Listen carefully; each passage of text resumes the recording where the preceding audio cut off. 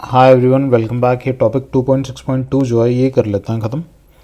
क्या है इसका heading? Capacity building of urban local bodies. Urban local bodies से डील कर रहा है, कुछ कंटेंट इसके बारे में दे रखा है।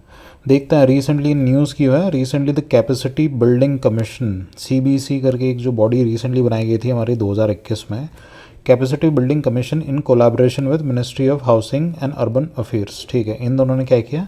It has organize a national workshop, national level की कोई एक स्पेसिफिक वर्कशॉप ऑर्गेनाइज की on capacity building of urban local bodies. Okay fine.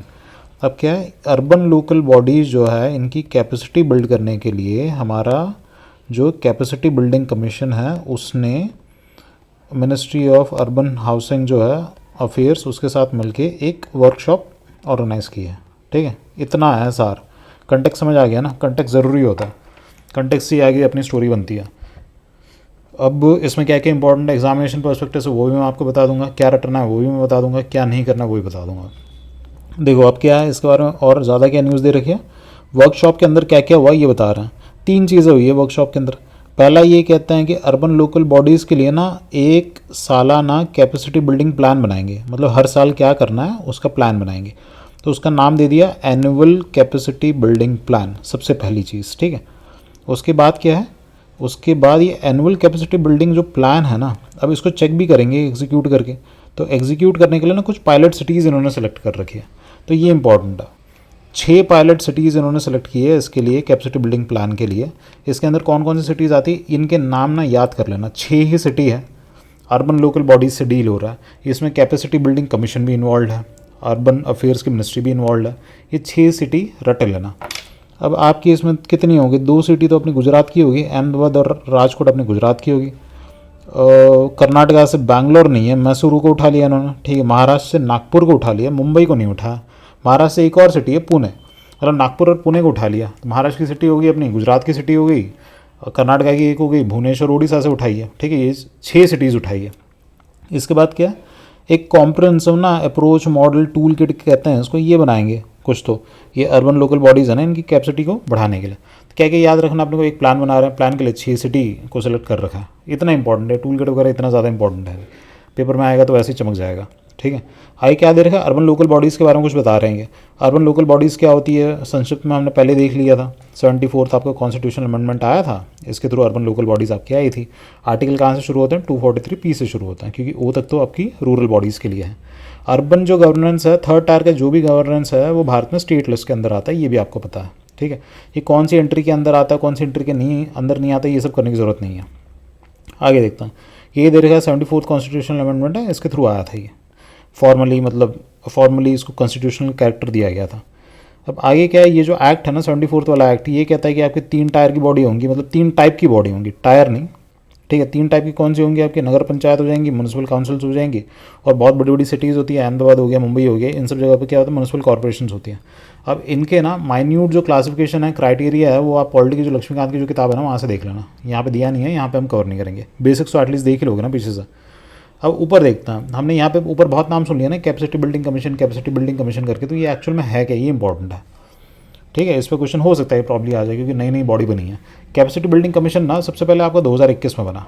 अब 2021 में क्यों बना? आपको याद है कोविड के टाइम पे ना एक ये वाला कॉन्सेप्ट चल रहा था आपका, मिशन कर्मयोगी वाला, है कि नहीं, कि मतलब सारे जो सिविल सर्वेंट्स हैं ना उनको कर्मयोगी बना दिया जाएगा।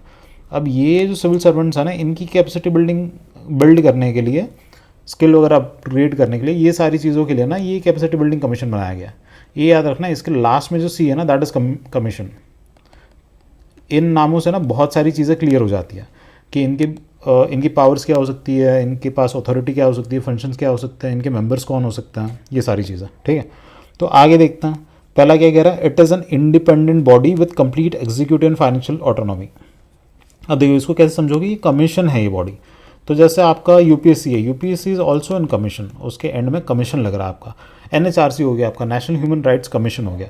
तो कंपनी जो कमीशंस होते हैं ना, उनके पास सब्सटैंशियल ऑटोनॉमी होता है in terms of decision making also, in terms of financial aspects also and other aspects also. ठीक है, तो इतना याद रखना। बहुत सारे कमीशंस के बारे में हो सकता है कि आपको एग्जाम में पता ना हो, बट मोटा मोटा इतना आइडिया होना चाहिए। और इनसे क्या होता है, पेपर में क्वेश्चंस हो जाते हैं सही, इतना आइडिया रखने से भी। तो आगे क्या कह रहा है, it is a key component of national programme for civil services capacity building mission Karmayogi, जो हमने ऊपर डिस्कस किया।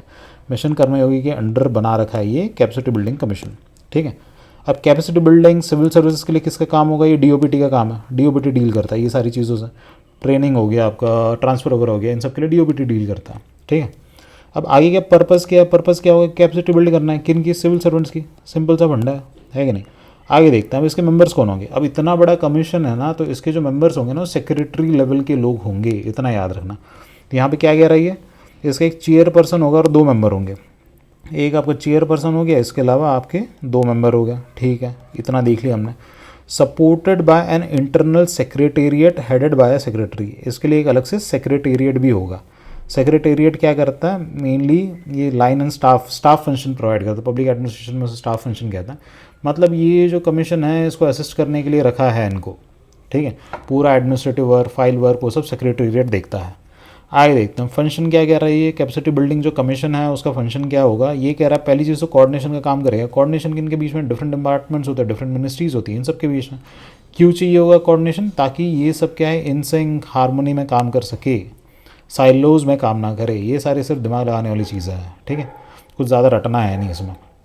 आगे देख लेता और क्या, ये एनुअल एचआर रिपोर्ट क्रिएट करेगा, किन की, सिविल सर्विसेज जो है उसकी ओवरऑल हेल्थ की, कि अभी सिविल सर्विसेज का ओवरऑल प्रोडक्टिविटी क्या हुआ है। प्रोडक्टिविटी के अलावा और भी चीज़ें हो सकती है जो इसमें ऐड की जा सके। प्रोडक्टिविटी हो गया, मतलब डिजिटाइजेशन हो गया, अलग अलग एस्पेक्ट पकड़ के ये लोग ऐड कर सकता हैं। आगे देखते हैं undertake audit of human resources available in the government and assess outcomes of capacity building efforts. तो मेनली ये फोकस किस चीज़ पे करेगा, आउटकम पे करेगा, ठीक है। आउटकम इसमें क्या है, किसका आउटकम इनको बढ़ाना है, किसकी कैपेसिटी बढ़ानी है, ह्यूमन रिसोर्स की। ह्यूमन रिसोर्स किसकी, सरकार की। सरकार का ह्यूमन रिसोर्स का मतलब यहाँ पे क्या है, यहाँ पे आपका मतलब सिविल सर्वेंट्स हो गए मेनली, ठीक है। कैसे करेंगे, ये बॉडी क्या करेगी, एक तो कोऑर्डिनेशन इंश्योर करेगी बिटवीन डिफरेंट डिपार्टमेंट्स हो गया, डिफरेंट मिनिस्ट्रीज़ हो गया। इसके अलावा क्या करेगी, ये एनुअल रिपोर्ट कार्ड, ठीक है, जनरेट करेगी। ये किस चीज़ से डील करेगा, ये मतलब आपका जो सिविल सर्विसेज है, सरकार का जो तंत्र है, एडमिनिस्ट्रेशन का जो तंत्र है उसकी हेल्थ से, और उसका ऑडिट वगैरह करेगा, ठीक है। सिंपल सा फंडा, ऑडिट मतलब इन्होंने वर्ड यूज़ कर दिया ह्यूमन रिसोर्स के ऑडिट के लिए। तो इतना कंटेंट है यहाँ पे। तो हमने 2 चीज़ें देखी यहाँ पे, अर्बन लोकल बॉडीज़ के बारे में देखा, और एक रिपोर्ट स्पेसिफिकली इन्होंने रिलीज़ किया है, रिपोर्ट नहीं मतलब वर्कशॉप बनाई है, वर्कशॉप के बारे में देख लिया, उसमें सीबीसी इन्वॉल्व है, ठीक है। 6 सिटीज़ जो सिलेक्ट कर रखी है वो देख लिया हमने, और एनुअल एक कैपेसिटी बिल्डिंग प्लान है वो देख लिया हमने, सीबीसी के बारे में थोड़ा सा देख लिया। अब इतना इसको 1-2 बार अगर रिवाइज़ कर लोगे या फिर ये सुन लोगे ना जो मैंने बताया, और उसके बाद रिवाइज़ कर लेना वैसे, तो याद हो जाएगा, फिर एग्जाम पर्सपेक्टिव से एकदम तैयार हो जाएगा। सीबीसी, मिशन कर्मयोगी, ये सब चीज़ें थोड़ी सी इंपॉर्टेंट हो जाती है, मतलब इनके ना चांसेस थोड़े से बढ़ जाते हैं एग्जाम में आने के। तो चलिए एंड करते हैं सर, मिलते हैं नेक्स्ट वीडियो में।